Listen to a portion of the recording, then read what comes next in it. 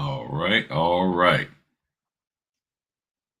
Mm-hmm. Mm-hmm. Make it all right. It's doing what it do, baby. Doing what it do. Mm-hmm. Mm-mm-mm. There we go. All right. Mm.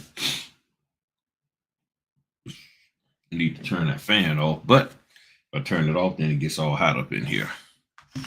So, fan drying my voice out, but then it's too hot if I turn it off. So, what's going on, party people? All right, I know the notifications going out at this particular moment. Oh, snap. Life with Nikki D. First one rolling on up in here. First one, first one. Oh, yeah, oh, yeah. Yeah, yeah, we should have an interesting time tonight. Ooh, boy.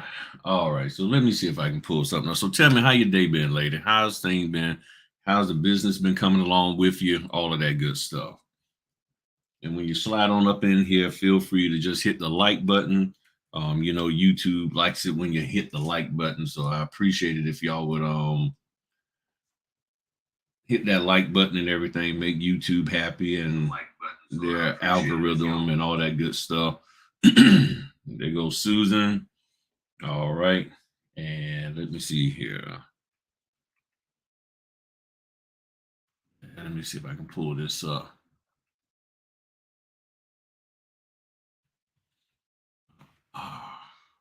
What is it? What is it? What is it? Uh, all right. Okay, got that up. What's going on? And pinky wave.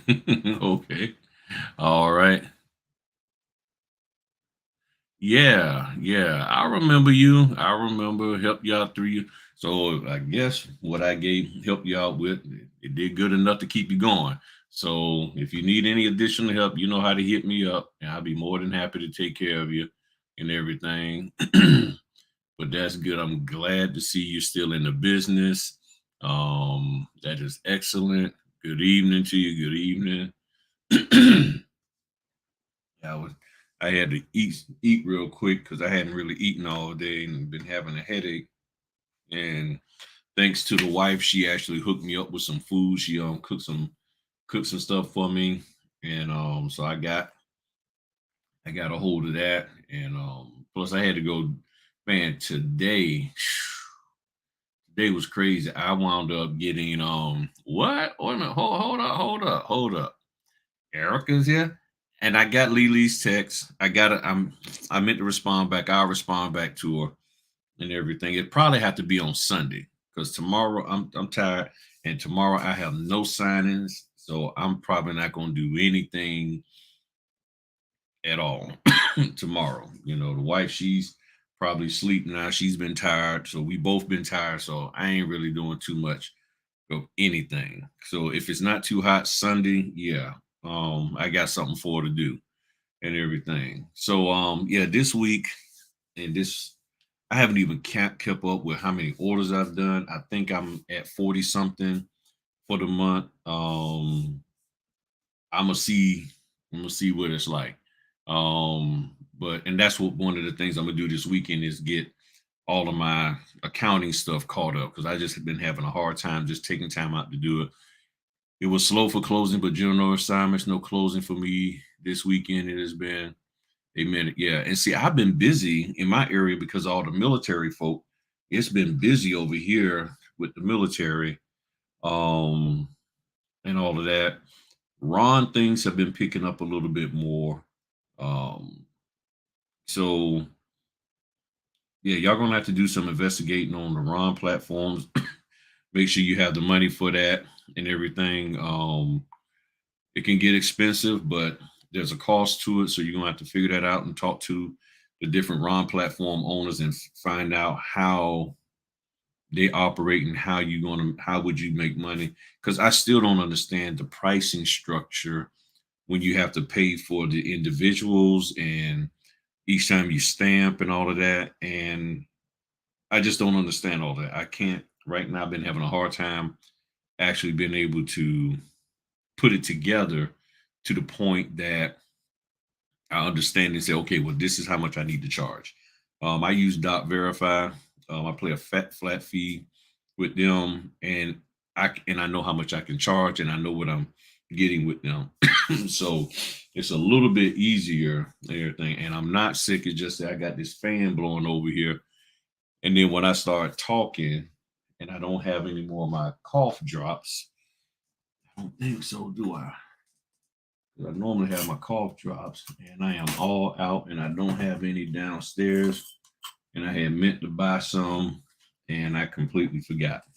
So, and plus my desk up here is junky. Oh, nope, that's just an empty wrapper. Guess I shouldn't have said that. I was like, oh, Griff got empty wrappers all on his desk. but yeah. So tell me how y'all day has been. Tell me, how things have been with y'all and stuff. And we're gonna get on to the subject. Now, this isn't me bashing trainers or anybody specific and all of that. This is just an honest question. I mean, it really is. It's just a real honest question. But I'm gonna preface it by something I'm going to show y'all, based off of stuff that y'all have said. People have told me this statement over and over and over again, and I thought the numbers for it will be lower. To me, this is high. Um, and it makes sense now why y'all having a hard time with some of the training and even with the trainers.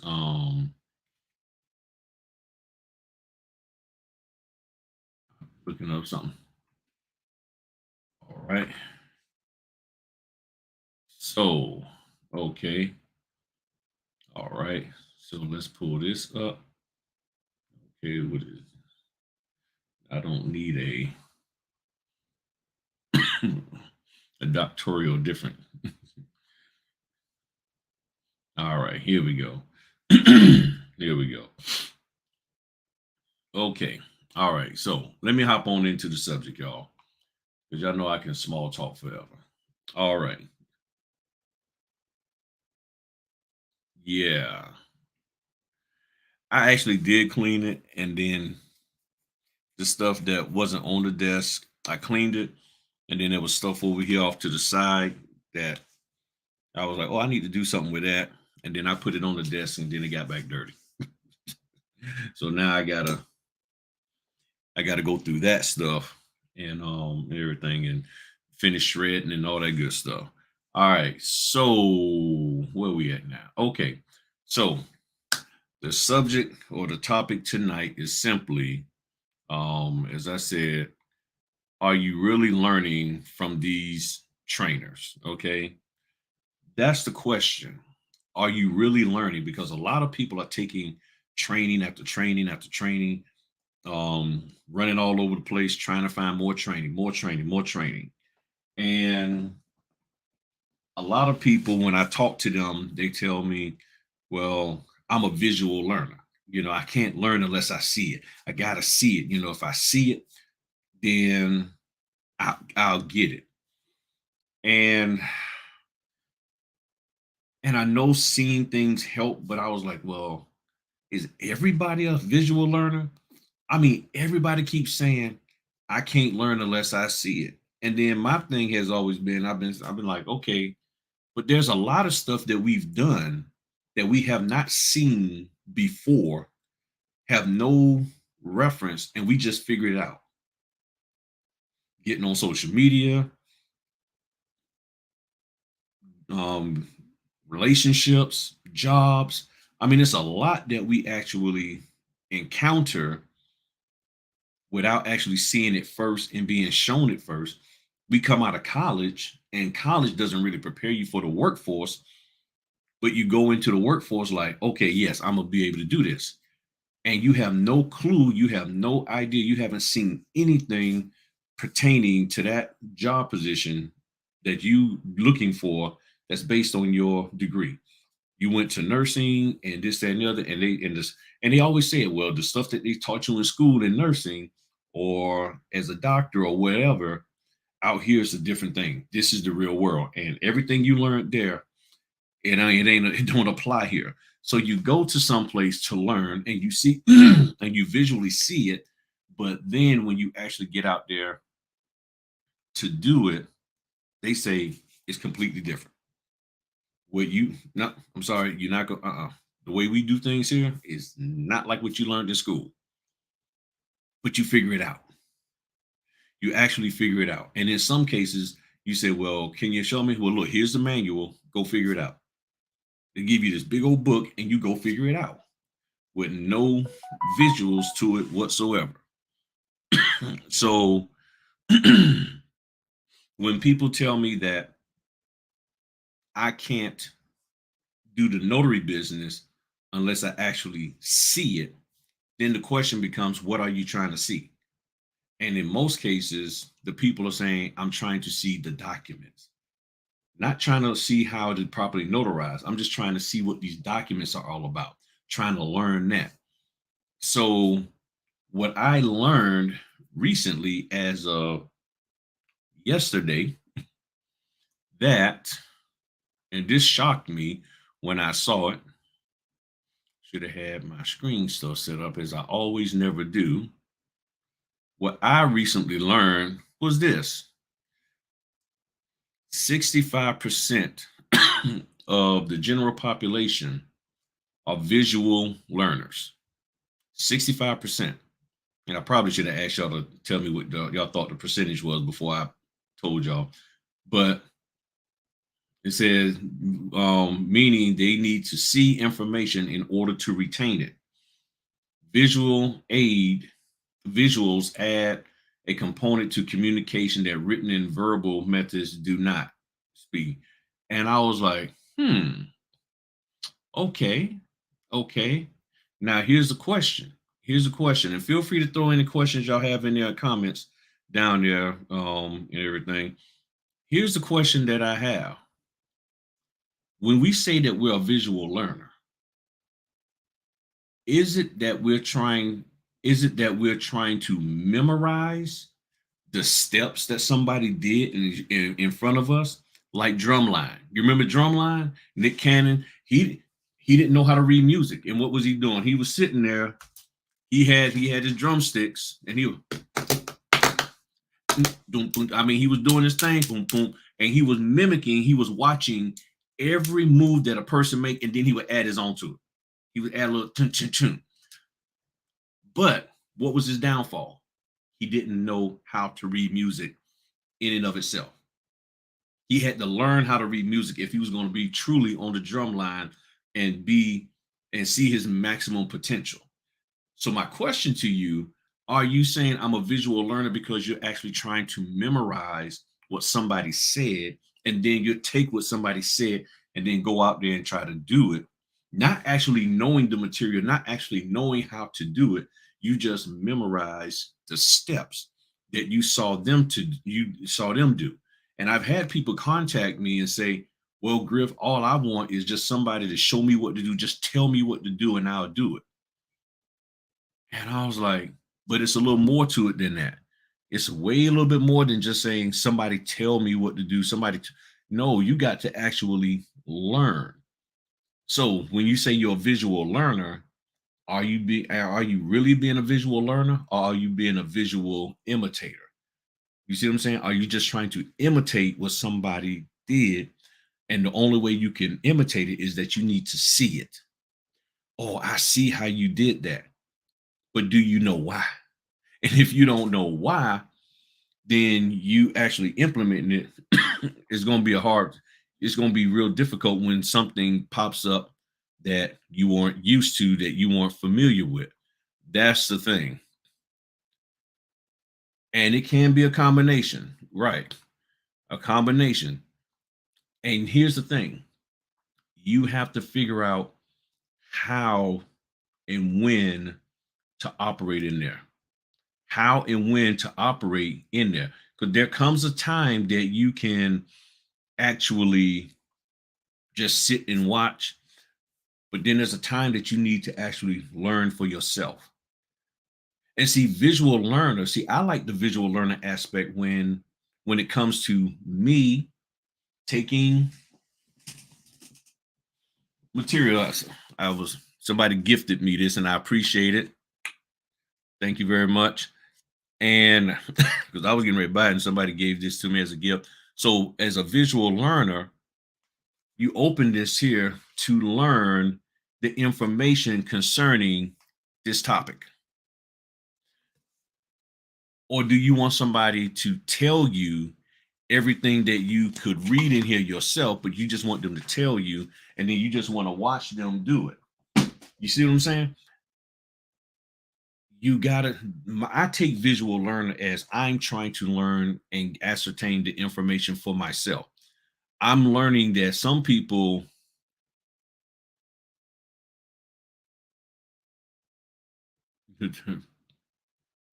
I think some people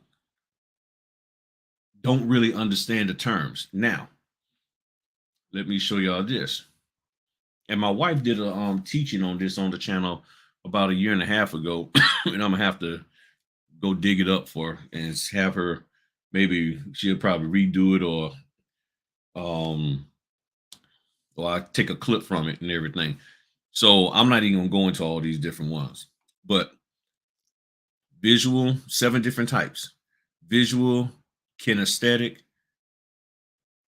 that one, social, solitary, verbal, non I'm about to say non-logical, logical. Okay, so these are the different types of, okay, oh, there it is. So these are the different types of learning. Well, heck, while we're here, let's look at it. So visual, spatial, okay, person looks at stuff.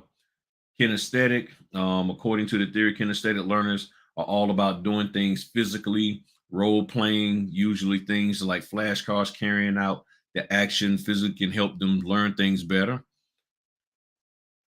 Auditory, okay, that's what it's talking about. Auditory, mainly for music people, click to listen to things. Social, people want to be in social groups and that helps them learn.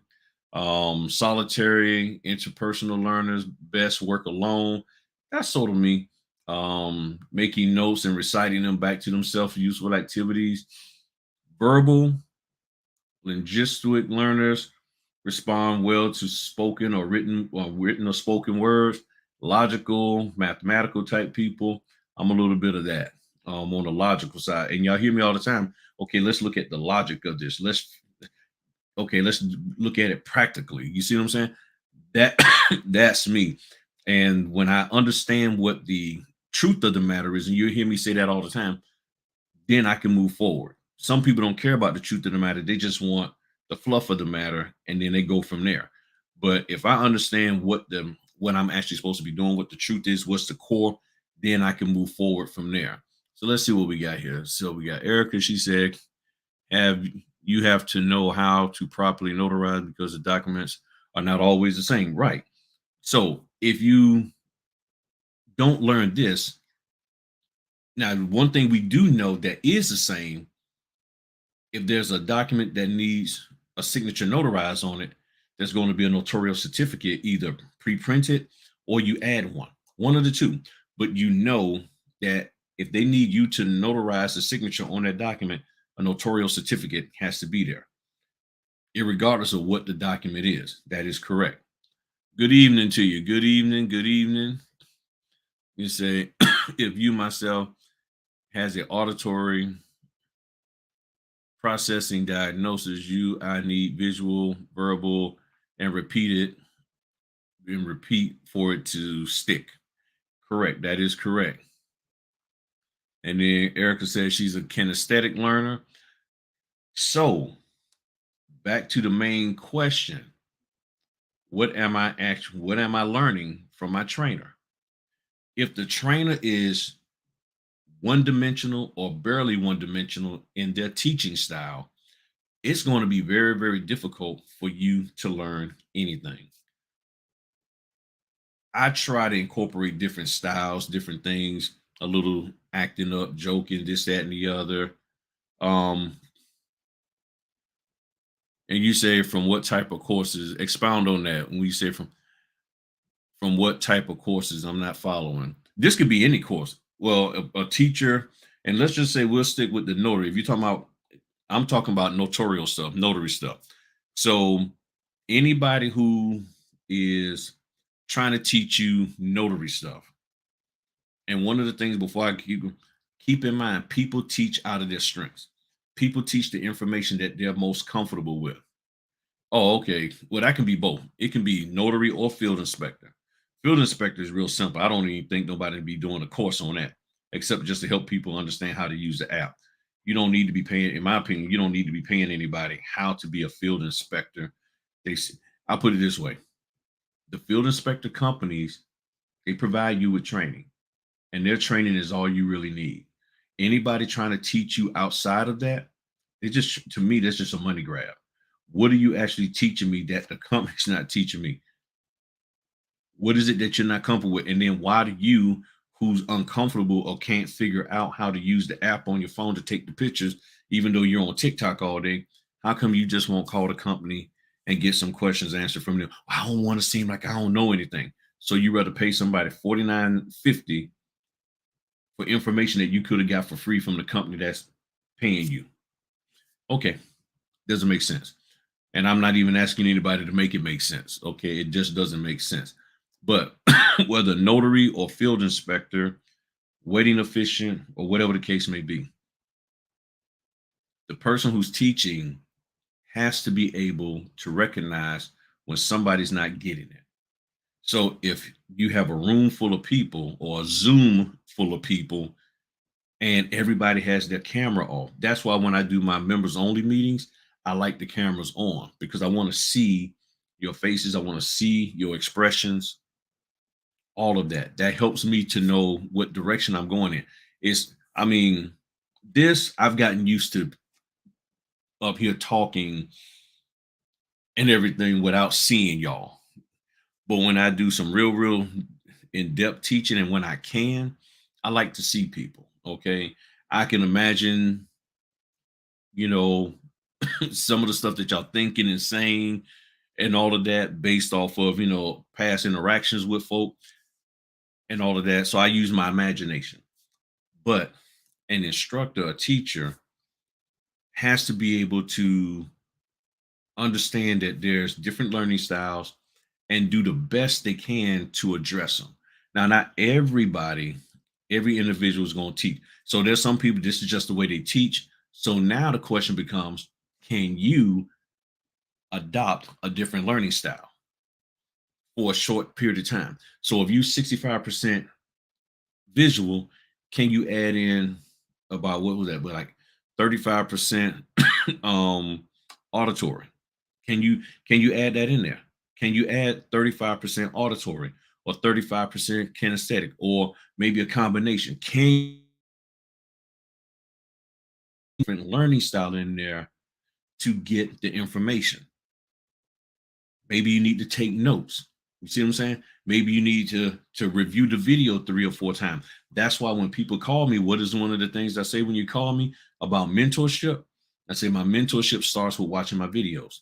Watch the videos first, and then come talk to me about something I said or didn't say, wasn't clear or was clear, or you just then rather than me try to regurgitate everything that I said in a video to you one on one, especially if I've already covered the topic, look at the video first on that topic.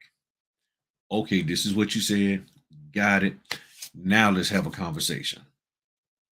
Because if I just talk to you, you're not going to remember word for word everything that I said. But if I put it in video, you can always go back to it. You see what I'm saying? Let's see what we got here. What my man saying.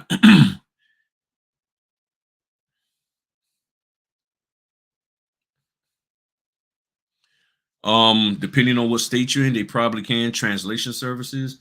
You just have to make sure that you're not crossing any line of unauthorized practice of law, things of that nature. Translation services, you have to be careful with that, from my understanding, because you're talking about translating. Are you translating the documents, or are you paying a third party to translate the documents?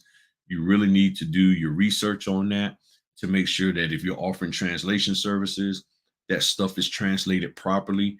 From my research that I did, typically they was really saying if a document needs to be translated, it needs to go back to the originator. The originator needs to make sure that that document gets translated to convey the true meaning of that document. Just having somebody translate it and then they decide, well, I don't know what this word means in my language, so I'm gonna do it this way, or I'm gonna do it that way, and it can change the meaning of a legal document. So now you have to ask yourself what liability you have, because you were the conduit, you were the middleman to get the document translated if you're not doing it yourself.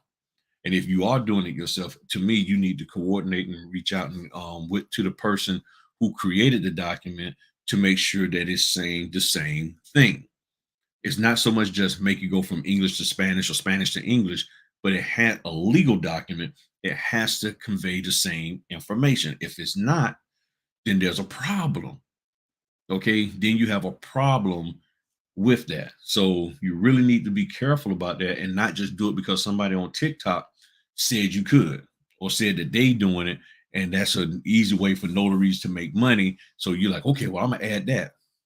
What's the legality behind it? And if you're unwilling to look into the legalities of it, you're on your own. You see what I'm saying? And then let me hit what Melissa said. Is it common for orders to pick up toward? Yes, it is. Excuse me. It is common for orders to pick up at the end of the month because you have what they call the end of the month rush to get orders done. And typically, and I can show y'all how they do that. Hold on.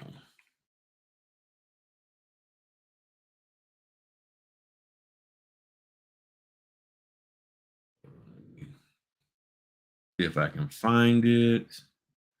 Oh, I know. I'll just do it. Um,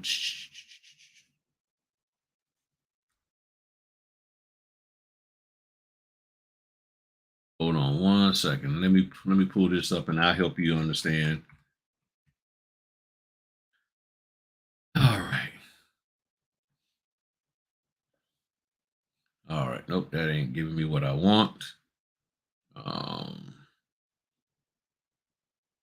heck on. Hold on. Man, sorry about this. I was hoping because I'm trying to find. Um, oh, I got to spell it correctly.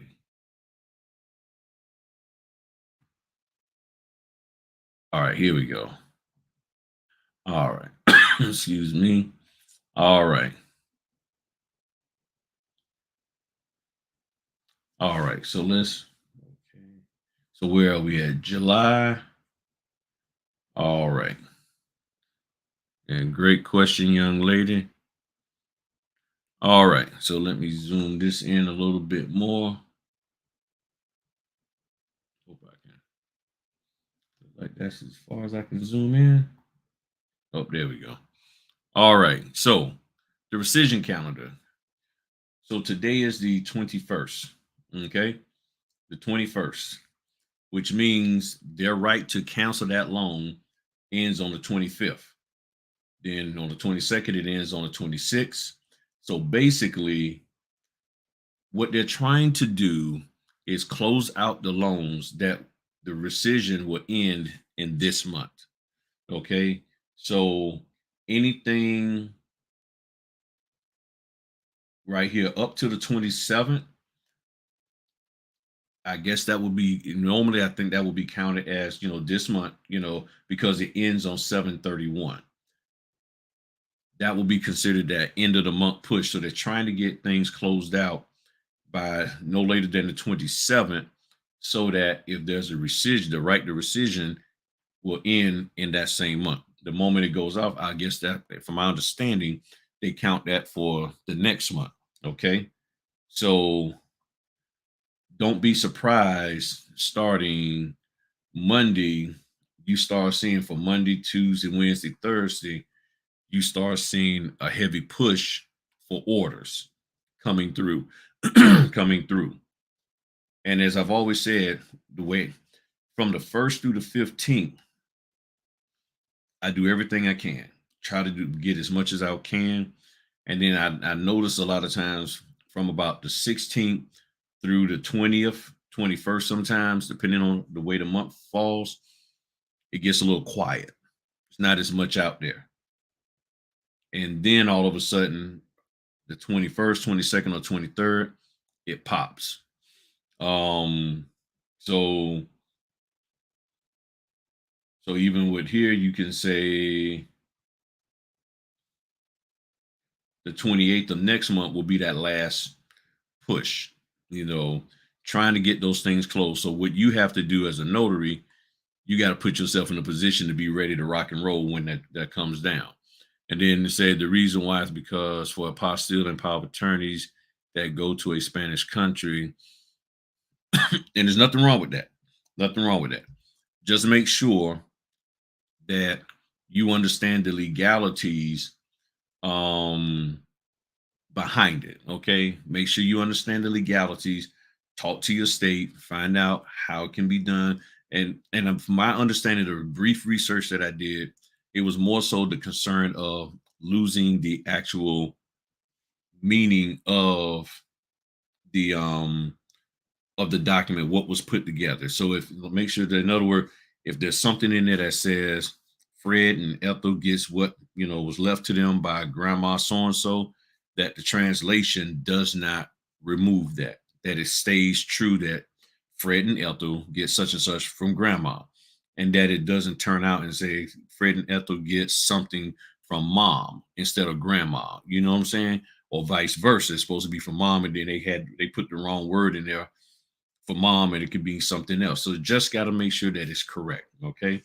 So if the trainers are teaching you from a limited capacity, then the question becomes, what are you actually learning?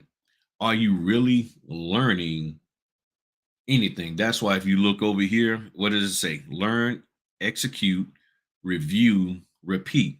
So when you learn something now, and it doesn't say anything about being successful in here, it just says learn, then you execute, you review what you executed, and then you repeat. Okay. So in your reviewing, you're going to see where you did right and did wrong, which means you go back and learn it again, and then you repeat it. Okay. Didn't feel like going learn, execute, repeat, learn again, execute, review. No, you know what I mean. Learn, execute, review.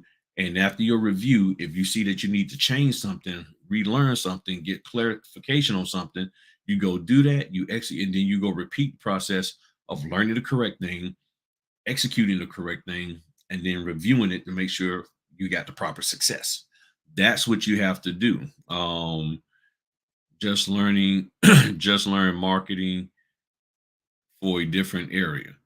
I mean, that, and see, that's the thing. So when you, again, I've always said, you have to do what? Ask yourself, what is it that I'm trying to learn? If you understand what this business is about, then it's hard for you to get duped or swayed into learning something that you shouldn't be learning. But if you understand what a notary is, if you and I have a video out there called "What is a Notary." You go and look at that video.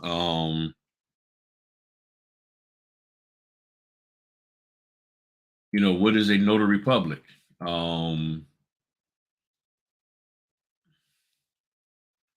and I will put that in the thing here. What is a Go look at that video, and I read it from the NNA. I read it right from the NNA. what the NNA says, what a notary public is. So once you understand what the role is and what you're supposed to be doing, then that dictates how you learn. So just if anybody ever played sports, you play sports. If you're a lineman, if you're a point guard, if you're a front lineman on hockey or soccer, whatever the case may be, once you know what position you're playing and once you understand what the role is for that position, that's how you learn. You don't learn being a goalie and you're a scorer. You're not trying to defend, you're trying to score. You don't learn being a receiver. You understand what receivers do, but you really don't learn trying to learn how to, like I'm gonna be a receiver, but you're a linebacker. Okay, that's fine. You can learn and understand what receivers do, but can you do your role as a linebacker? Because if you can't do your role as a linebacker, because when you're asked to go lineback, you're trying to stop the offense from scoring and all of that, and you're worried about what a receiver does. You're not even over there with them. So these are the things that you have to take into account. You're trying to be an escrow officer, trying to be a title officer, and all of that. No, I recently said, don't try, don't go in, and I know people teach this and to get direct. Go into to that title office and tell them that you can take on the role of the escrow officer or the title officer, that you can come in there and do the work that they're doing. If I'm not mistaken, the escrow office is a W-2. You're going in there as a business owner. Think about it. I'm going into somebody else's business as a business owner, an independent contractor, saying, if you bring me in, I can sit over there and do what they do. So you're asking to be a W-2, but you're there as a notary. Yeah, but to get the work, I can tell them that I can do exactly what the escrow officer does, or the title officer or the settlement officer. I can, help them alleviate and take pain off of their back by doing what they do. So in other words, so then why are they going to pay? So what did he? So you mean to tell me you want the person to get up in the morning, get dressed, come to work, so they can just sit there and watch you do their job? What if that person gets fulfillment out of doing their job as an escrow officer or a settlement agent or a title officer or a closing agent? And you're coming in there telling them, hey, I am the independent contractor. I'm here to take your job. I'm here to do your job and to take your fulfillment that you get away from you. That's how I look at this. Now, y'all tell me your thoughts on that. Because I mean, I keep hearing people for the last 5 years go in there and let them know you can do all of these other things. But do you ever tell them that you can do the job of a notary? What my lady Melissa got to say. Ed Griff, your thoughts on national paralegal and notary? They want me to study and take, yeah. Yeah, that organization, that thing,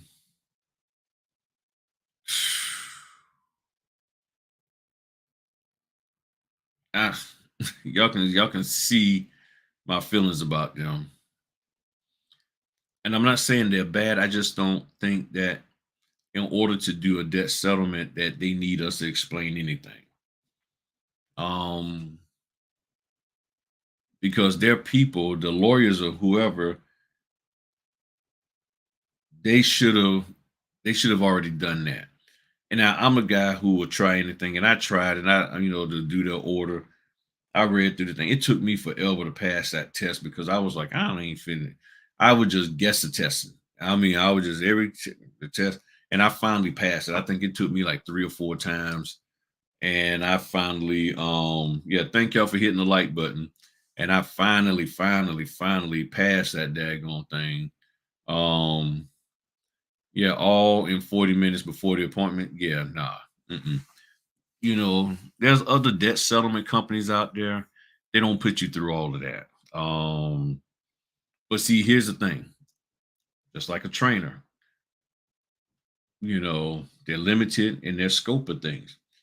That company probably said, "Oh, we'll have the notaries do this," and the signing company, they are doing what? Oh, we're going to take on the role and make sure that these people do this, that, and the other.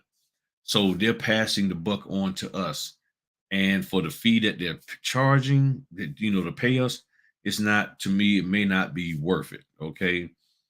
It might be something to do just to get initiated, to get started and just to try it out, get your little coins in your pocket, just to say, okay, tell the husband, tell the wife, tell the kids, okay, look, I made some money, but other than that, long term, that's not something that you can do. And that's why a lot of times they will go after new notaries. They will try to get new notaries because you haven't figured it out yet.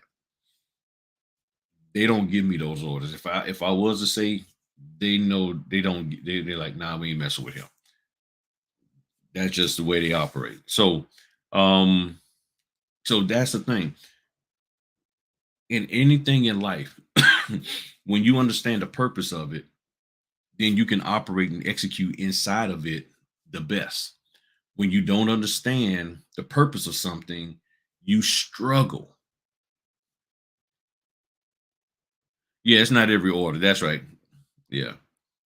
Erica does them. Yeah, it's just a one-time thing, and then it was like, then they wanted to take some kind of money from you for one time to do something. I forgot $25 to do something, and I was like, nope, I don't want y'all taking no money from me.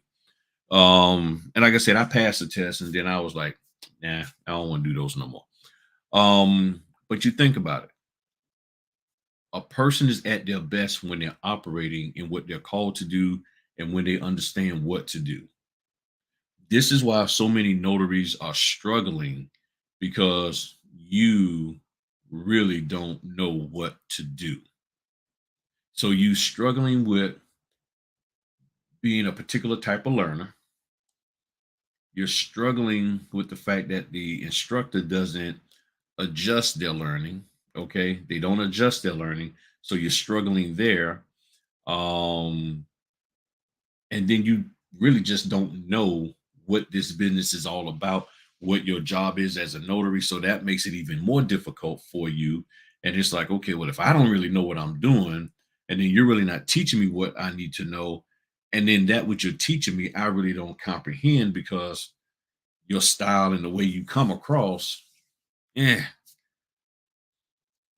I'm just stuck out here. And I done lost five, six, $700 just to get stuck. So what my lady said here? Yeah, no one would take the job. It started out at 30, went over to 125, but I got reading their reviews. If I wanted to do a PowerPoint, I'd be a W. Yeah, yeah. I mean, and essentially that's what they're doing in this regard. That they're dealing with us like we're W-2s, and we're not. We're not W-2s in any way, shape, or form. And I think that's really what happens with me, is that when I feel like a company is treating me like I'm a W-2 rather than an independent contractor, I start having little fits. I'm like, I'm like, mm-mm. Because I work real hard to learn how to respect other businesses. So I want them to respect mine. But you think about it, if 65% of the notaries are visual learners, and well over 65% of the trainers don't teach visually, or if the visuals that they have are outdated or are modified to, in other words, instead of a full loan packet, you're only seeing 25, 30 pages of it, or just the critical documents, and you don't get the whole flow of it. That's why, if y'all look at the videos I just recently did, I did two videos these last past weekends, where me and the wife and my son was doing loan closing, just a HELOC, and I was showing y'all some things. I was giving y'all a visual for y'all to see in all of this. Okay. That's what I was doing. I was giving y'all a visual so y'all could see how I flow.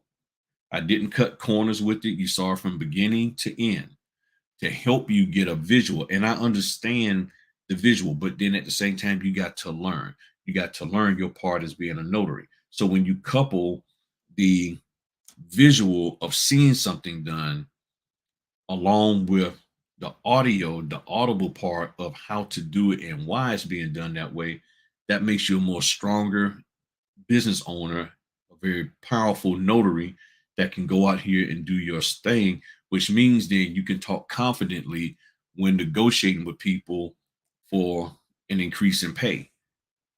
But you got to be able to show up and show out. You can't fake it till you make it.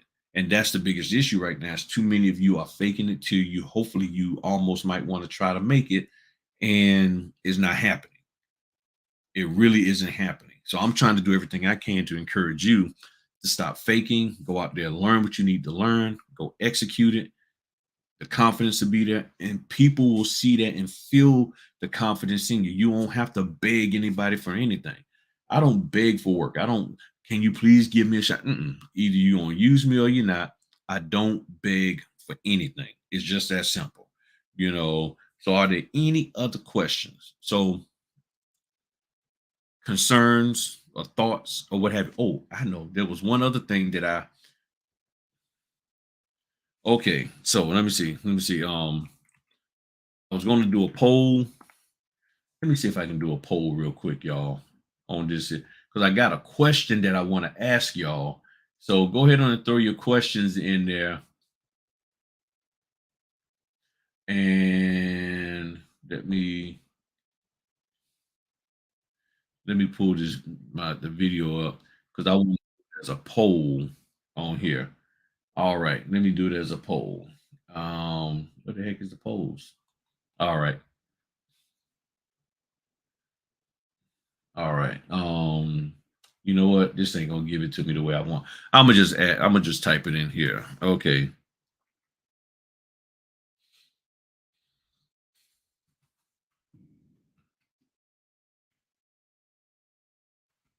All right.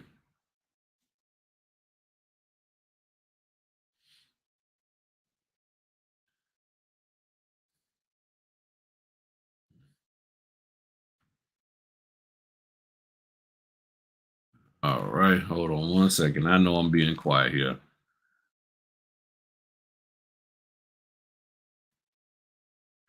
All right.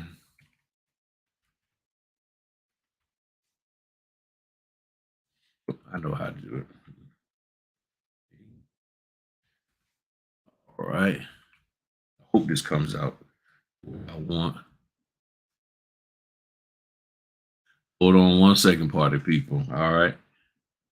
Hold on one second. I got to get this formatting right in here.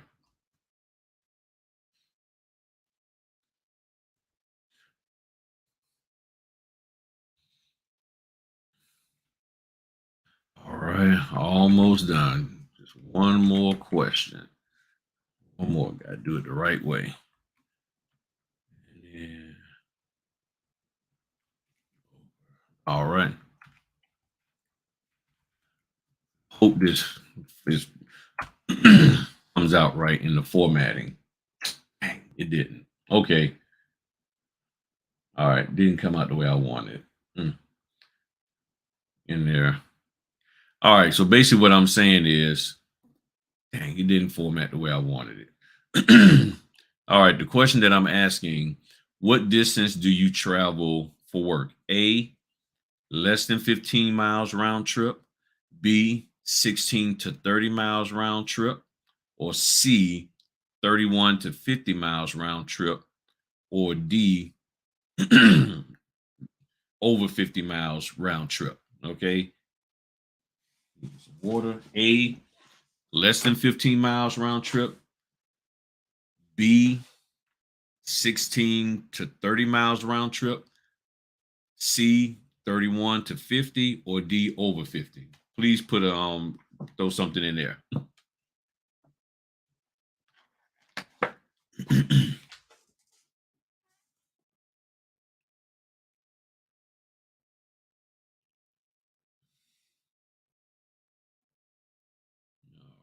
All right.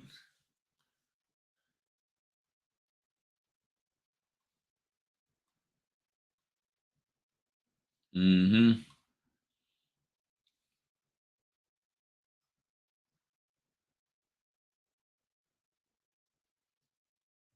All right. Anybody else?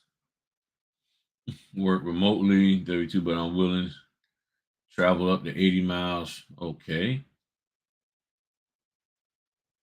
B and C. Gotcha. Okay.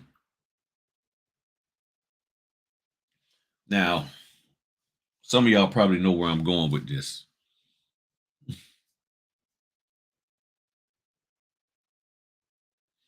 Okay. Now, oh, and I meant to say for your W-2, this is W-2, not notary stuff. W-2. My bad. For your W-2. If you're a W-2, that's what I meant to say. W-2, do you travel those distances? Your W-2. That's what I meant to say. My apologies. Less than 15 for your W-2, 16 to 30 for your W-2 round trip, 31 to 50 for your W-2, or over 50 for your W-2. Even if you don't have it no more, have you done that?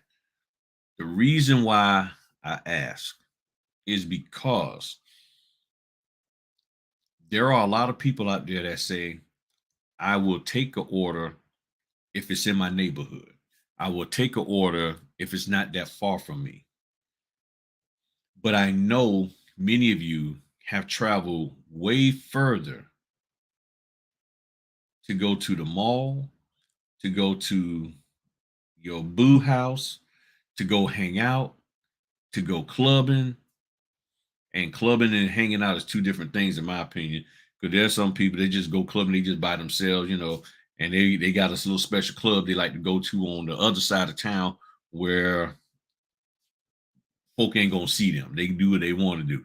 So, and then your job. So the point that I'm making is that all of those things that I just named, you spend money to do them.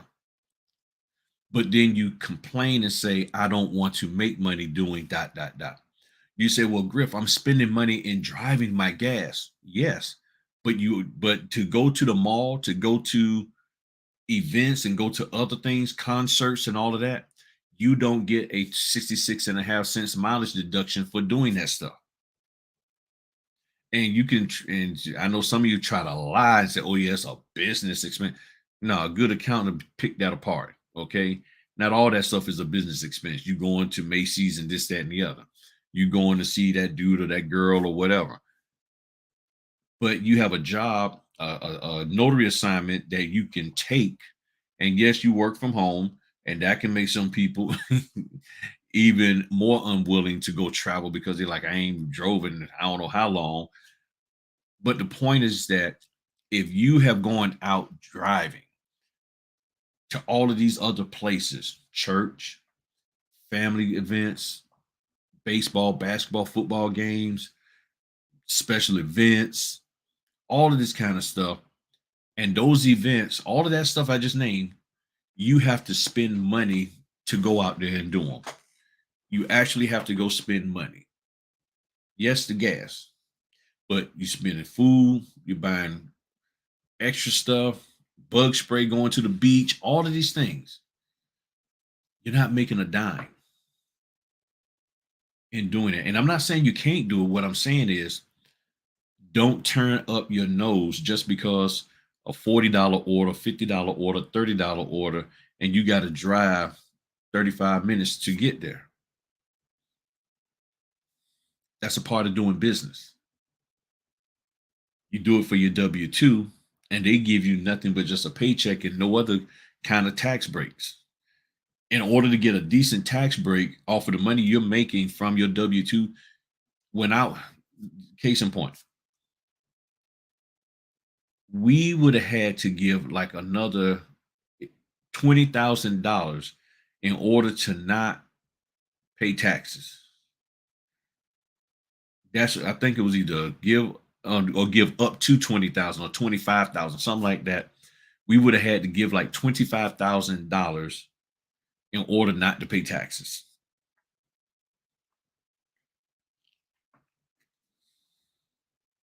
Not to owe the IRS money. Ain't even about getting a refund. It's just not to owe. 25. Yeah, that boo house. 20. That's why your tires ball, Erica. Rolling out.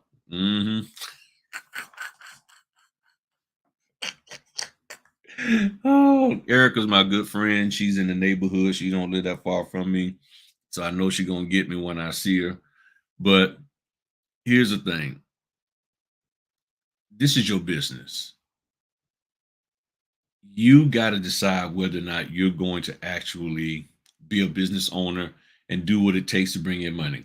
If you came into this business saying, I'm just going to sit back and chill and just watch, you know, I'm going to just see the orders come in and I'm going to just do the orders that's 10 minutes away from me. There was a guy that came on and he was like, "Oh yeah, there's all these people living in my neighborhood." And then once he got started doing loan closing, guess what? Every order was outside of his 5 minute. He had a 5 minute radius that he really wanted to go in, and that quickly got debunked. And he was fussing about it because he was like, "Well, I just figured since there was all of these people living in my, living around me, eh, they've already probably refinanced and bought houses. They don't need to do anything financial. It's the people further out that needs the stuff done, and further and further and further. The question is, are you going to go? And why wouldn't you go? Especially when you're getting a good old nice tax deduction of 66.5 cents per mile that you don't get from your W-2. So I'm not saying you don't travel, you don't drive, you don't do this, that, and the other.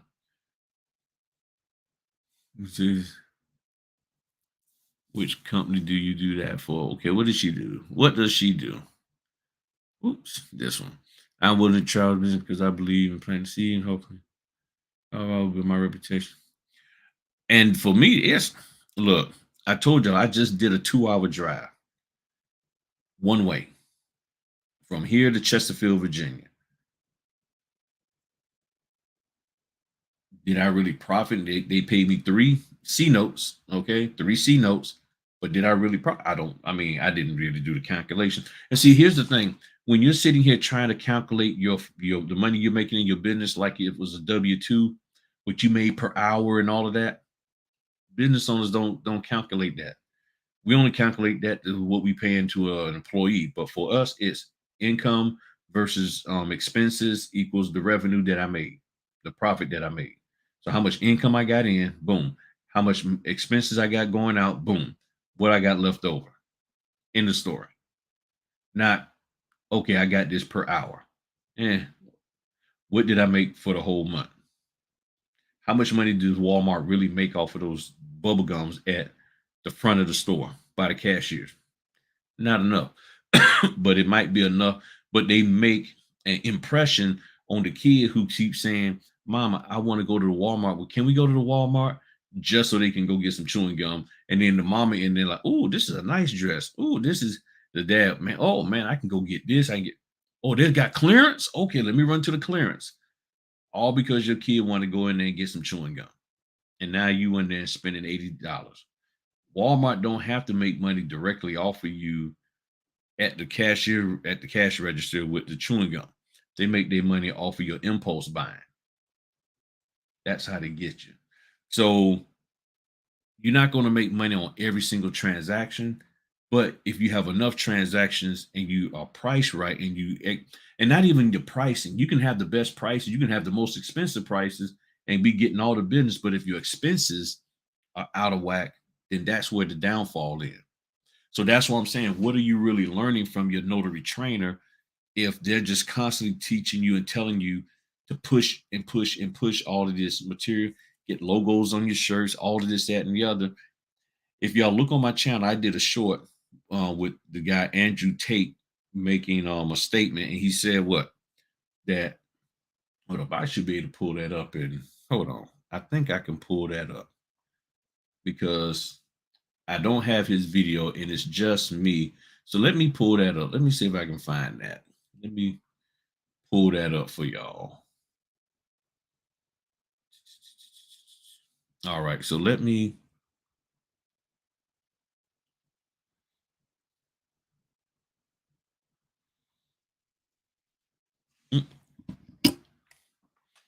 And I need y'all to let me know if y'all can hear this. All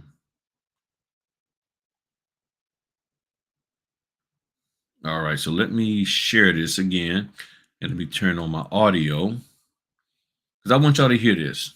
Okay, share audio, perfect.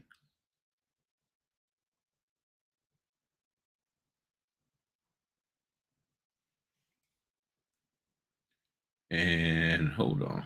I hope y'all can hear it. If y'all can't hear this, let me know.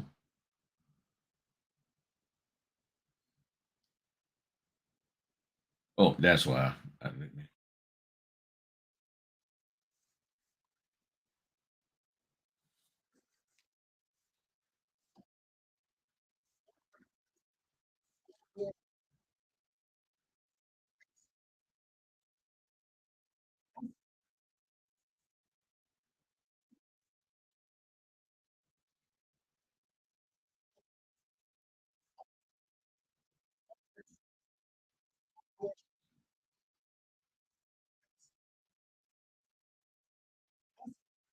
So did y'all? I hope y'all heard that. Did y'all hear that? Let me know if y'all heard that or not. I hope y'all heard that.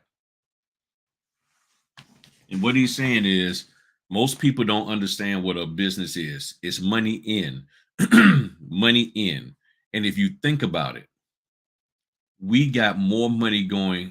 Okay, I'll put it this way. Let me do this here. Let me do this here. I'm gonna share the link with y'all, and then y'all can go listen to it later. All right. There's the link. Oh, here's the thing. He's saying business is money coming in. Okay, money coming in, not money going out. And if you think about it, how much money you got going out versus money coming in? You got all this money going out. This is why I'm talking about the trainers. I'm not against trainers, but if everything that they're teaching you is about you giving them money, and yes, there's a thing where you got to execute. You got to go out there and do it. You got to stop being scared, student. But if you're scared to move, and then the only thing they can tell you is buy another course from me. You buy that course, and then you're still scared to move. Well, he'll buy this next course from me, and another one, and another one. You don't need to buy courses in order to stop being scared. You need somebody sometimes just to kick you in the back of the head and get you out there. You need somebody to just push you out there, help you get an opportunity, rather than spending more money just to hear them talk. If you want to hear somebody talk, just come on to YouTube and listen to me for free. Hit the like button. That's all you got to do. So, business is money coming in. And that's what I want for y'all. I want y'all to get to a point of having money coming in rather than all of this money going out. And money has to go out, but then is the money that's going out money that you put into the business from your W 2? Is it all the money that's going out is money that came into your business from your angel investors and all of that? When does the money that's going out come in from you actually doing work in your business? But no, no, no, no. You just started doing the notary thing, and then no sooner than you started doing the notary, you did what? Oh, now you're trying to be a wedding officiant. Now you're trying to be process server. Now you're trying, now you're trying. But when are you going to just actually do one daggone thing and start making some money? Now, I'm gonna just be real with y'all now. Okay, we've been up here for a little bit. Ladies, I'm sure some of your husbands are like, when you gonna start making some money? I know how us men think. No matter how sweet and nice and lovely I'm, no matter how much we care for you, but you doing this business. You got cases and cases of paper all over the place. Yeah, if you're listening to it on your phone, you just got to make sure you take off the volume. But if you try to listen to it here, it didn't play. I mean, it played, but for some reason the volume didn't go through. There's no big deal. That's why I sent y'all the link in the thing there. Or if you go to my channel and you'll see it on my channel. Okay, let's just be real. And the same thing for the men.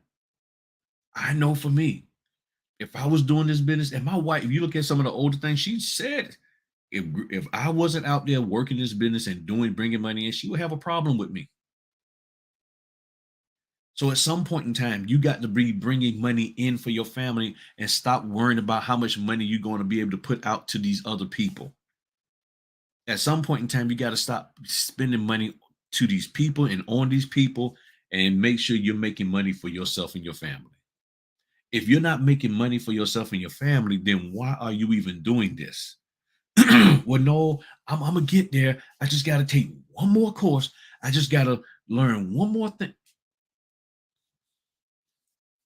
Just imagine if the person who you are married to, or you used to be married to, might probably don't care about it if it used to be, but or at a job and you knew you had everything, and they said, "Well, we just need one more thing." Well, and some of us have been there. Why can't I get a promotion? Ah, you just missing that one. What, okay, what is the one thing I'm missing? Okay, I can get that over the weekend. Well, when you finally get it, then we'll consider. And then you get the thing, and then they're like, well, the requirements. You see what I'm saying? There's always this excuse. And that excuse making that you learned and picked up that was done to you in your W-2, you're doing it to yourself in your business. They made excuses for not allowing you to move forward, and now you're making excuses for yourself to not move forward. This is why your mindset got to change. And a lot of the training out there is not geared for that. It's geared for hype. And if you're a person that, if you already got the mindset change, if you already understand how to notarize, you understand business about money coming in and not money going out, then you can take a marketing class and that can put you over the top and then boom. But most of us that are in here, the 24 people that's here, let's be real. You probably are not where you need to be mentally for his business acclimate, even notarial acclimate, to be worrying about trying to market yourself acclimate to the whole world acclimate. Okay. I just had to keep going with the acclimate. You just not there yet. Because when you market yourself and everybody says, I want to use you, and you don't know what to do, you're not ready. You wouldn't even want your son or daughter in that position. You wouldn't go for your spouse doing a job that you like, baby, you know you ain't nowhere near ready for that. Are you really ready for that? You know your temper. You know you cannot be a super baby. They want you to do like 26 hours of paperwork a week, and you know your writing ain't there. And this could be to the husband, to the wife to the husband, whoever. You know this. You know because your spouse knows you. You see what I'm saying? What we got here? I work cleaning. I work cleaning houses, paying bills. Mostly my notary business have been reinvested into courses, advertising, but thankful. Okay. And the question is, what up, part of people, my man Q? So you're working, I work cleaning houses, that pays the bills. Mostly your notary money is reinvested into courses. See, the question is, how many more courses do you need in order to do this business? That's the question. That's the question. Clothes, you don't have to look, y'all will see me wearing the same daggone shirt throughout the not every day, but you know what I'm saying? I wear my red shirt, then I have and then you'll see me 4 or 5 days later after I wash my clothes, my red shirt back on. I ain't you going in the Notre thing, you're only seeing these people that one time for the most part. So unless you got a brand shirt that you wearing, this, that, and the other, cool. But you got to trim your expenses and how many more courts? Because look, let's just be real. I know there are people out here who feel that they need to just constantly be learning. And if they're not learning, then they feel that they're not growing. And let's just say that's true. I feel that if I'm not working, I'm not making money. If I'm not out there on the grind, then I'm not making money. And then when I do make the money, I'm mindful of where I put it at. Because if I'm going to put it into a course, that course really got to give me something that's tangible that I can put into action, that I can actually use and make and use to grow my business to more. Now, there's some things you can learn, and it's like, okay, well, I'm gonna learn this for down the road. But everything that you learn can't be for down the road. At some point in time, the stuff that you're learning, you got to be able to use it now.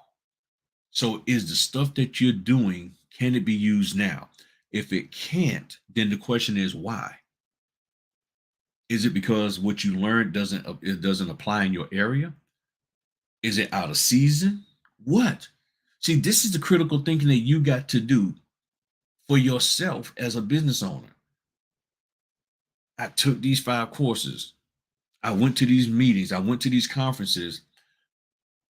But how much of what you went to and studied under you can actually implement in the next 3 to 4 months? Not even 6 months, 3 months, 3 to 4 months. What can you put in there that can help you bring in another $500? Let's just say 500 a month. If it can, then cool. Implement it, do it, and you'll grow. If you can't, then you're going to have to make up your mind. How much longer am I going to keep doing this? And I realize where my money is at for me is just going out here doing the work. And because I've done that, I've actually increased the number of direct clients. I've increased in doing runs because one signing company told their client, if you need Ron done, call Griff. I was like, okay, thank you. That signing company, they're solid. They're like, hey, we good. So use Griff. And I did one for them today. And I got one for them on Tuesday. Oh, I gotta check to see. Hey, I just thought about it. I gotta check this. Oh, they did send me the documents. Okay, whew, I just thought about it. So I gotta prep the documents for that on Tuesday. They did send me they sent me a link. Okay. So this is what I'm saying. I'm focused on learn what you got to learn, but you can't be a super. I mean, if you're trying to be so smart in this business that you, bottom line is just do the daggone business. Okay. I don't know how many other ways to say it. Just do the business. Okay. Just make up your mind and do it. Okay. Make up your mind and do it. The way I feel about conferences, truthfully, a lot of these conferences, and I won't say that it's the NNA. I don't think the NNA falls into this category, but a lot of them remind me of going to multi-level marketing conferences. You're all hyped, a bunch of motivational speaking phrases being thrown out there, pushing you, making you feel like you're not doing enough, or why, if you understand multi-level marketing, then you'll understand some of the stuff that they are saying and doing out there. And it's really just geared to get you hyped, but not necessarily really equipped to do the job. And a lot of these gatherings are centered around you pushing products for them, clicking, recruiting other people, you know, all of that. Yeah, 500, private conferences and stuff. This is just a money grab. Okay. It's just a money grab. And I'm telling you, if you had a way to research some of these people, you will find out their background what comes out of network marketing, the multi-level marketing. They come out of that. Their background, their background comes out of that. And because of that, that that's how they run things. Let me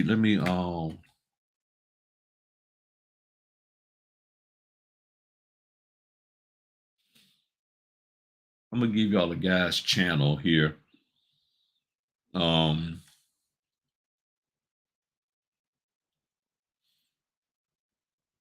this guy here, always Marco. Um go to his actual channel. He's out of Canada. Um, if you listen to him, if you just listen, okay, you will hear how, and you will hear how the verbiage and the content and the things that these multi-level marketing people are saying, they're saying it in the notary world. And I want y'all to just, if you go and look at some of the videos, this one right here on Prime America, this one right here, this one on Prime America, and this is the very first video I ever saw of his. I'm like, whoa. I'm like, okay, because I used to be in Amway. And there's some folk out here in this business that I'm like, I think I've seen them in Amway before. I think I have. I think I have. But go listen. Just, I mean, 42 minutes. If you can look at my videos, hey, you can deal with his. Another one is this gentleman here, Pocket Watching with JT. He's real big on helping people to recognize the scammers. You need to go look at his. He did an interview right here with Marco. He did an interview and they go over, and I'm still got to finish. Y'all can see I still got to finish listening to this one. And he goes in there talking about all of the scam stuff. And if you listen to the verbiage and the way they talk and all of that kind of stuff, I'm telling you, you're gonna be like, I've heard these same tactics and techniques. I've heard the same verbiage. I heard they're using it. See, here's the problem. Many of you think that the notary business is immune from scammers. You think the notary business is immune, however you want to say it, is void of people who are trying to get over on you, because this is a prestigious position. Look at us. We're notaries. We handle important legal documents for people. We make sure that the things are done so they can get the money. I did a closing. I think the third most money that I've seen come out of somebody doing a refinance. Somebody did one this week of $220 some thousand coming out of their investment property. An investment property pulling $220,000 out. So that's how important our job is, to help that person get. So because of that, you think that who would come into this and get all scammy? No industry is immune from people being a grifter and doing that scamming stuff. You got to open your eyes, open your mind, and follow your gut and say, okay, let me back away from these people. Let me figure this out on my own. And it's okay to learn this business on your own. Stop thinking that you have to be underneath these people. You ain't even got to listen to me. Okay. You really don't even have to listen to me. You see what I'm saying? And the moment you see that there are scammers out there, that's why I approach this business the way I do, because I'm like, okay, I can see the scam. I can see it. As soon as I saw a couple of these folk out here, I was like, y'all been in network marketing, because y'all talking the same way, the same tone, the same pitch. Let me stay away from them. You know what? I don't need them. I can learn this on my own. I'm a grown man. I've done so much on my own. Why can't I learn this business on my own? And that's what I figured. And I said, that's what I'm going to do. So,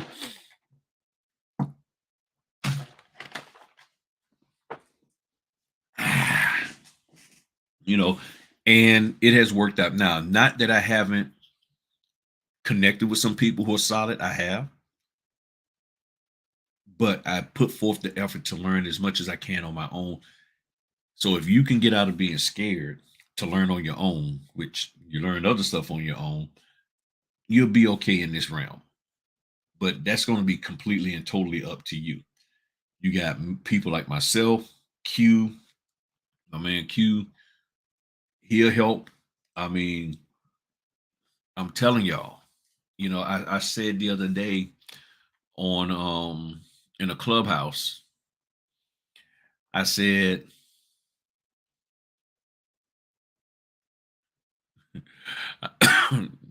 and that is right. She said she went and saw right through it. I mean, let me when you're in a meeting and all people are talking about, whether it's a man or a woman, all they're talking about is what they bought, what they should have bought, and what they're going to buy. What they got to do with anything? I ain't even got the money. I barely got the money to even give you, and all you're talking about is how much time you rest you need, how you just chilled, how you going to chill, you're planning to chill, you hire somebody to chill in your place until you got back home from your vacation to chill. You see what I'm saying? That's network marketing. All of that is about the aesthetics of life.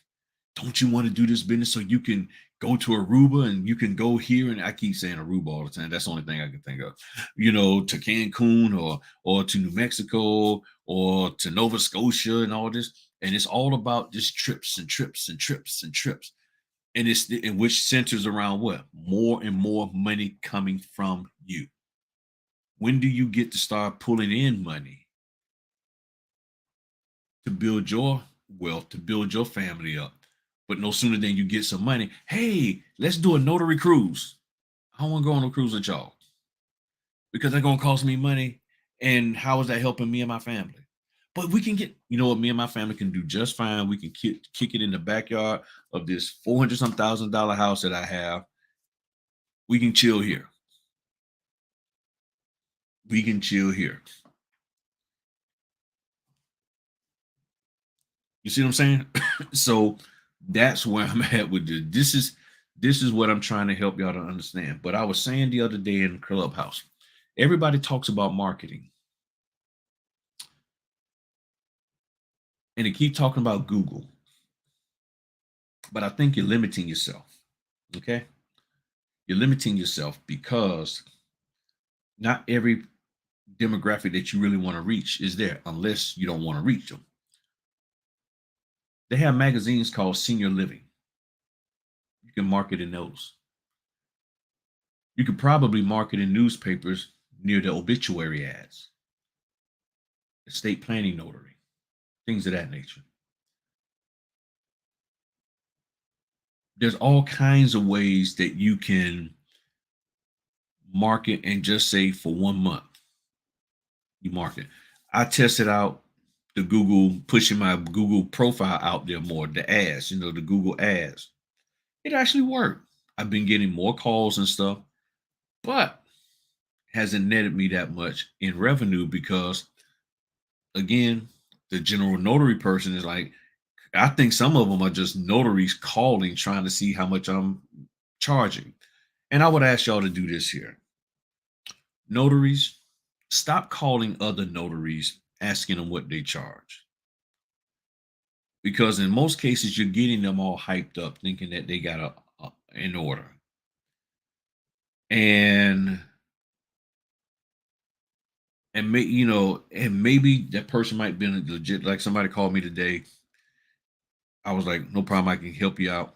And how much charge? Told them $5 for every stamp, $20 travel fee. But if you're in this area, the travel fee is 40. Okay, okay, I gotta go see how many notarizations I have. Never heard back from them. I got a will.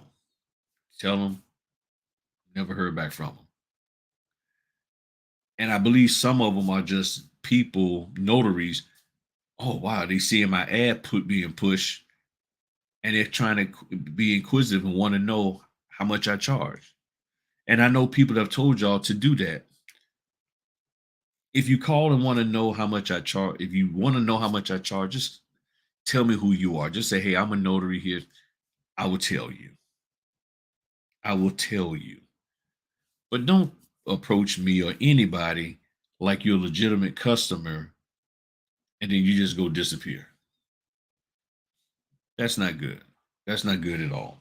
Um, but there are so many different ways. Like you were saying here, the the senior communities, they got monthly book lists and things of that nature. There's so many different ways that you can advertise. It isn't always on Google. It's not. Okay. Now, I will say if they call you asking you to put your advertisement on a golf scorecard at a golf course, do not do that. Don't do that. That's a waste of your time. Trust me, I'm telling you. I never did it, but I used to play golf. I was the oldest played golf, and I'm telling you, nobody pays attention to those things on there. They do not. Okay. I'm telling you right now, they don't. So anybody call you talking about putting advertisement on a golf in a golf scorecard on a golf course, don't do it. There was a young lady, she did that. Um,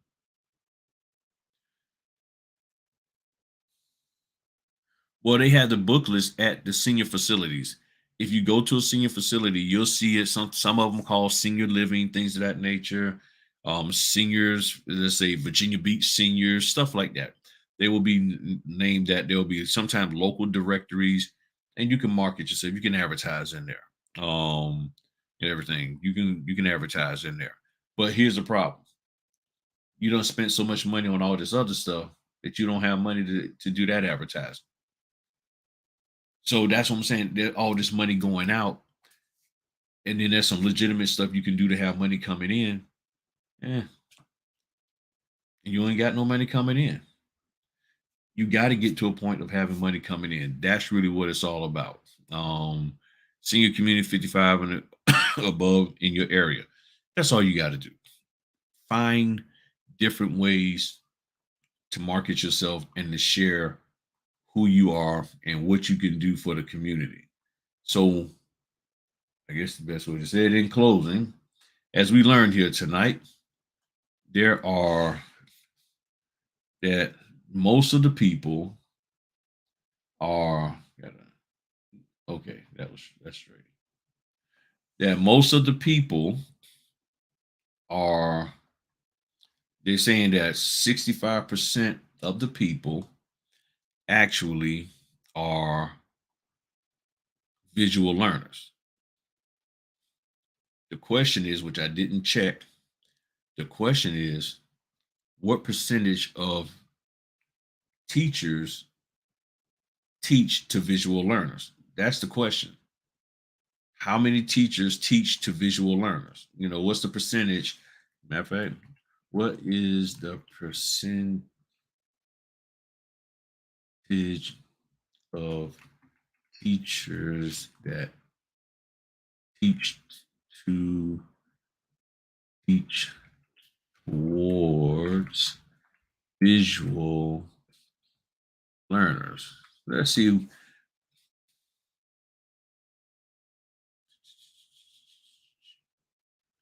Doesn't give me that answer.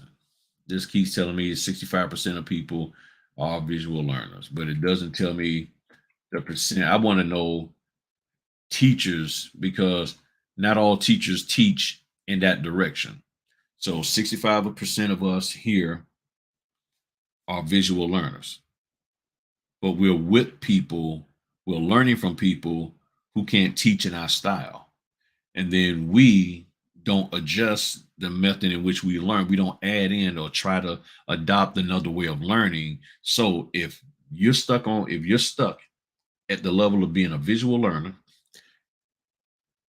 and you are with an instructor who don't know how to teach toward that, and you're not in a position or even understand or know how to adjust your learning style or adopt a different learning style, then what are you really learning from your instructor? What are you really learning from your teacher? You're all hyped up, but did you really learn anything? Because when the hype is gone, the question is,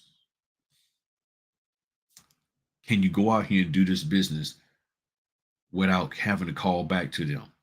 And when I help people, I do everything I can to make sure that when you leave from me, you can go do this business and you know something, okay, here's what I need to do. And I work with you on scenarios and stuff. That's why, with the YouTube membership, I have the little join button there. Those individuals, they get one-on-one training with me, and help and all of that. So, so that way they know Susan, she's one of the channel members. She knows all she got to do is give me a call. I got to order. Boom. I help her out. And I think I've helped her out on about 3 out of the 6 orders that she's done. That's the kind of stuff that I do. I make sure I figure you out. Yeah, I push. Sometimes I'm get on your nerves and stuff like that. I challenge you and all of that. And I make you think, and I pull out of you what's already in you. And I try to get people away from just being scared, and all of that, just constantly. I mean, if you confident, then go with it. Just like people always asking, saying, well, I ain't never seen that before. That's one of the things you should try to move away from saying, especially when you're in your first year, because almost everything that you come across in this notary business you've never seen before. So to say, and I think for some people, when you say I never seen this before, that's just a way for you to not take it, because you're like, well, I don't know what this is. The question is, how would you know what it is? How would you know what this particular thing is? I mean, there's stuff that I see all the time. I had no idea what it was. But what I did know is they wanted me to do what? Take the paperwork to somebody to get it signed, and they was going to pay me for that. Now, the question is, after they sign it, do I need to notarize that signature? It's either yes or no. It's that simple. So I don't need to know what this is. What I need to know is how much I'm getting paid to do whatever this is. I'm intelligent enough to be able to read the instructions, read the document, and actually Google what it means. That's why I keep telling y'all, don't get caught up in what does he mean by first buyer, second buyer, third. That's not for us. The only thing for us is that when we get those documents, what do we need to do on the document? Oh, well, this is a loan application. There's nothing for me to notarize. I get paid $75 to watch them sign the document and send it back. Oh, this is a refi. Okay. Oh, this is a hybrid refi. There's only a few documents in there because they've done most everything online. So I just need to notarize the deed and a couple of affidavits, and I'm out. 5 notarizations and I'm done in some cases. You're trying to be so educated and so like, okay, if I know everything there is about this document, that's going to make me a better what? Is it going to make you a better notary if you know everything there is about the documents? No, no. Because there's people who know you and that know who you are, and they know a lot about you, but they're not good friends. They're really not good friends. I mean, you think about it, they really aren't good friends, but they know a lot about you. But do they ever actually know how to recognize when you're not feeling good? Recognize when something is on your mind, something's weighing you down, so that they know how to be there for you when you need to be. Our report card to the signing companies, to the title company, is whether we got them to sign, date, initial, and we notarize properly. You do those 4 things, you're good. Nobody ever goes back and asks, did they explain the documents right to you? They don't sit there and tell you, we're going to blacklist you because you didn't explain the documents correctly. They don't do that. They only deal harshly with you when you don't get the thing to get those documents done to the point that the documents can be executed and recorded at the courthouse. That's when they get on you. Only time they fuss at you, because they're not there with you. They're not there, and as Q says, don't fall for the knowing to offer better service that will make you more money. Don't fall for that. Don't fall for that. I'm telling. Just learn your job as a notary. So, are there any other questions? All hearts and minds are clear. I guess we could have somebody do the benediction and everything. But ask yourself, what are you really learning from your notary trainer? And not saying that they're not teaching you something that you can take and are they, because if you can't learn from them because of the style that they're teaching, the style that you learn, then get your own visuals. Don't be afraid. It's not hard. It's not. It just and it push come to shove, hit me up. Um, if you really need, some one-on-one help, join the channel membership. The low price of, I think, is like $3.99. You can join that, and I'll help you. And I tried to do it more public with people. That didn't work out. It I was trying to do it for people publicly. It didn't work out. People, they just didn't seem committed. So the channel membership appears to work better and everything. Plus, I can do, and I do special training for them, and I got some Ron training coming up this weekend. I got two people coming in speaking. It should be Jacqueline Phillips and Keisha. Oh gosh, out of Richmond. Those two individuals, they do Ron and everything, and yeah. So that's going to be a members only training tomorrow, Saturday night at 6:30 Eastern. So that's why I'm not taking any orders tomorrow. I want to get rested and be ready for that and all that good stuff. So thank y'all very much for your time. Again, not trying to pick on any trainers. Y'all gonna do what you do, and I'm gonna do what I do. My heart and mind is on the people, helping the people to stop wasting money on stuff that's not benefiting them. Not to say that you're a bad trainer, but if you and that person can't communicate, can't get them to understand and realize, then they're wasting their time and money. So don't waste your time, don't waste your money. Everything's gonna be fine. If you need me, hit me up. We got you covered. You still in North Carolina, I can still help. And yeah, you contact me. Let me give you my number.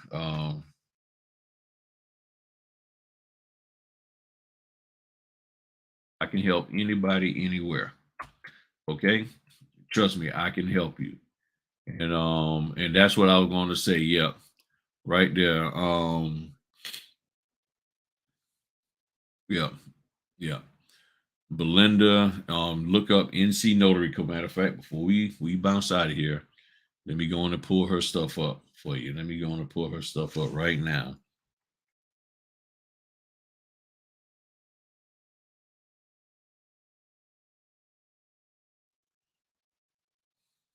Let me get my lady up right now. This is a wonderful person. Because you get with her, you don't even really need me, to be honest with you. Yeah, that's the person. But if there is some other stuff that, if you just want to talk to me, TLH, I'm fully wide open.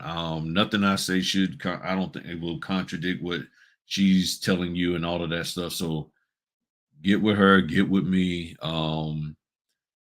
If you feel that I'm trustworthy and I can provide value, then hit me up. You've been here the whole time tonight, so I think you're okay with me. I'm okay with you, and I'll be more than happy to do what I can to help you get to where you need to be. Um, and again, I'm not against collaboration, this, that, and the other. Just got to make sure that the person that you're working with, that you're helping, can actually get to where they need to be. And that's what my goal is, to get you to where you need to be in this business. Um, and I do everything I can to help you. So if you need me, feel free to hit me up. I got you. Okay. Yep. She's doing some new journals. Yeah, she has a journal out there. I got one in here. One she sent me. So she's good people. She's good people. All right. So if there's nothing else, I think we're all clear. Y'all got my number. If I don't text you back, if you email me, well, if you text me, then I have your number. But if y'all do have my email, which is Notary, I know I'm doing my 15th closing here, Q. If you email me, that's my email. Please include your phone number. Okay, include your phone number. That's all I got to say. And yeah, I'm getting tired. I'm getting tired.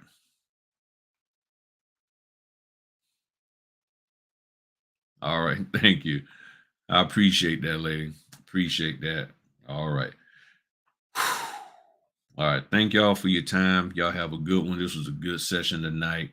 Really appreciate y'all.